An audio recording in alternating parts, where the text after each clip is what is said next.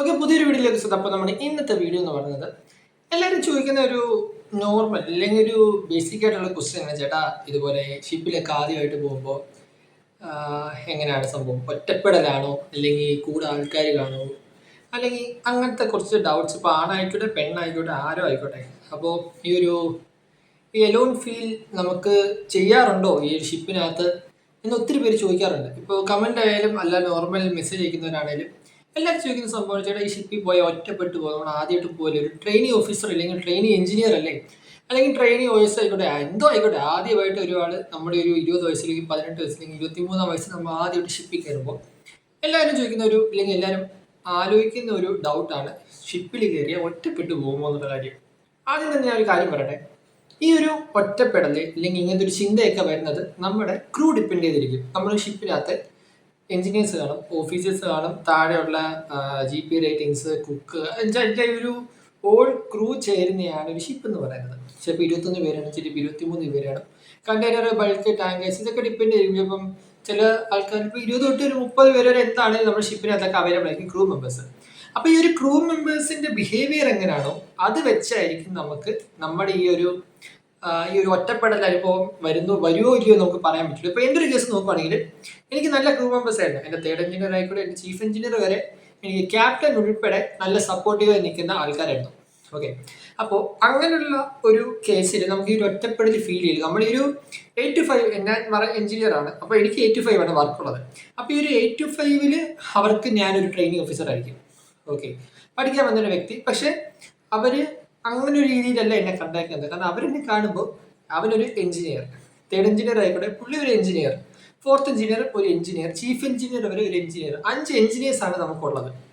Okay, chief engineer, second engineer, third engineer, fourth engineer, fifth engineer അല്ലെങ്കിൽ engine cadet അല്ലെങ്കിൽ TME എന്നൊക്കെ പറയാം. അപ്പം ഞാൻ ഈ ഒരു എഞ്ചിൻ കാഡറ്റ് ആയിരുന്നു. അപ്പോൾ അവർ നോക്കുമ്പോൾ 5 എഞ്ചിനീയേഴ്സ്, അങ്ങനെ മാത്രം, ഒറ്റ പേര് 5 എഞ്ചിനീയേഴ്സ്. കാരണം അവിടെ സെക്കൻഡ് എഞ്ചിനീയർ ആയാലും തേർഡ് എഞ്ചിനീയർ ആണെങ്കിലും അവർ എഞ്ചിനീയേഴ്സ് ആണ്. ഫിഫ്ത്ത് എഞ്ചിനീയർ ആയി ഞാനും എഞ്ചിനീയറാണ്. അങ്ങനെ ഒരു സെറ്റപ്പിൽ അവർ കാണുമ്പോൾ നമുക്ക് ഈ ഒരു ഒറ്റപ്പെട്ട് ഫീൽ വരത്തില്ല. അതുപോലെ 5 മണിക്ക് ശേഷം എല്ലാവരും നോർമൽ ആൾക്കാരാണ്. അവിടെ എഞ്ചിനീയേഴ്സ് ഇല്ല, അവിടെ യൂണിഫോം ഇല്ല, അവിടെ നമ്മൾ ആപ്ലറ്റ്സ് ഇല്ല, ഒന്നുമില്ല. നമുക്ക് 5 മണി എന്നൊരു സംഭവം കഴിഞ്ഞാൽ വർക്കിംഗ് ടൈം കഴിഞ്ഞു. പിന്നെ അടുത്ത ദിവസം 8 മണിക്കായിരിക്കും നമ്മൾ എഞ്ചിനീയർ പദവിയിലോട്ട് തിരിച്ചു കയറുന്നത്. ഓക്കെ, അപ്പോൾ ഡിപ്പെൻസ് ഓൺ ക്രൂ ആണ് എന്തൊക്കെയാണ് നമ്മുടെ ഒരു ഷിപ്പിലെ ലൈഫ് എങ്ങനെ മുന്നോട്ട് പോകുന്നുള്ള കാര്യം ഡിപ്പെൻസ് ഓൺ ക്രൂ ആണ്. അപ്പോൾ ഒരിക്കലും നമുക്കത് പറയുമ്പോൾ നിങ്ങളുടെ ഒരു 85% നിങ്ങളുടെ ലക്കായിരിക്കും. ഓക്കെ, ഈ ഒറ്റപ്പെടൽ അനുഭവിക്കാതിരിക്കുന്നതൊക്കെ നിങ്ങളുടെ ലക്കാണ്.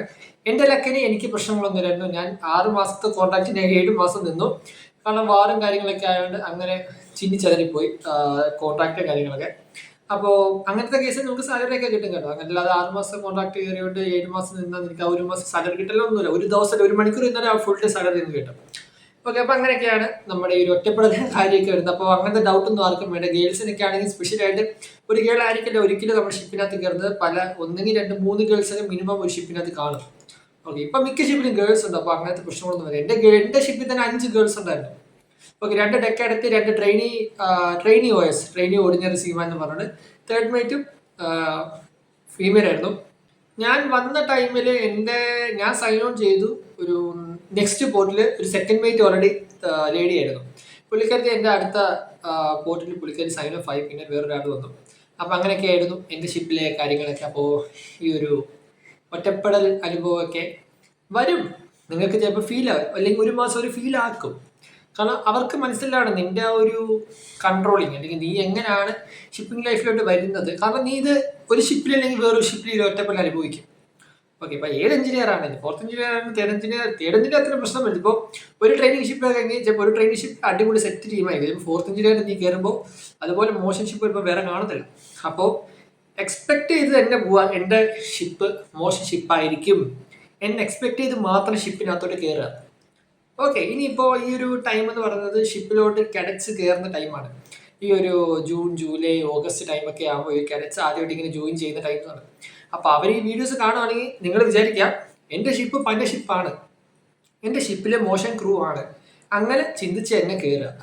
ഓക്കെ, അങ്ങനെ ചിന്തിച്ച് നിങ്ങൾ കയറുമ്പോൾ അവിടെ ചിലപ്പോൾ നല്ല ക്രൂ, നല്ല ഷിപ്പ്, നല്ല മെഷീനറീസ് അല്ലെങ്കിൽ നല്ല ഒരു ബിൽഡ് ചെയ്ത ഷിപ്പ് ആകുമ്പോൾ നിങ്ങളുടെ മനസ്സിലൊരു സമാധാനം തോന്നും. ഓക്കെ, ഞാൻ വിചാരിച്ച പോലെ അല്ല, ബെറ്റർ ആണ് എൻ്റെ ഷിപ്പ്, ബെറ്റർ ആൾക്കാരാണ്, ചിലപ്പോൾ മോശമായാലും ഒരു 1.5 അല്ലെങ്കിൽ 2 മാസത്തിനപ്പുറം ഒന്നും സംഭവിക്കാൻ പോകുന്നില്ല. കാരണം ആദ്യമായിട്ട് ഒരു പോകുന്ന ഇപ്പൊ എന്റെ കേസിൽ തന്നെയാണെങ്കിൽ ആദ്യത്തെ ഒരു മാസം ഞാൻ വിചാരിച്ചു പോകും എന്നെ ആരും നോക്കത്തില്ല, അല്ലെങ്കിൽ എന്നെ ആരും കാണത്തില്ല, എന്നെ എല്ലാവരും തഴഞ്ഞിടും, അങ്ങനെ ചിന്ത എനിക്കുണ്ടായിരുന്നു. പക്ഷെ ആ ഒരു മാസം കഴിയുമ്പോൾ നിനക്ക് മനസ്സിലാവും, ഓക്കെ പ്രശ്നമൊന്നുമില്ല, നിനക്ക് ഓപ്പണായിട്ട് സംസാരിക്കാനുള്ള ഇത് വരും. അതല്ലെങ്കിലും കേട്ടോ എന്താ ഞാൻ പറയണം, ഓപ്പണായിട്ട് സംസാരിക്കാൻ അല്ലെങ്കിൽ നിന്റെ അഭിപ്രായങ്ങൾ കേൾക്കാനും അങ്ങനെയൊക്കെ വരുമ്പോൾ നമ്മുടെ ഉള്ളിൽ തോന്നുക, ഓക്കെ ഞാൻ ഇമ്പ്രൂവ് ആവുന്നുണ്ടെന്ന് നമുക്ക് തന്നെ മനസ്സിൽ തോന്നി തുടങ്ങുമ്പോൾ ഒരു ഫീല് കിട്ടും.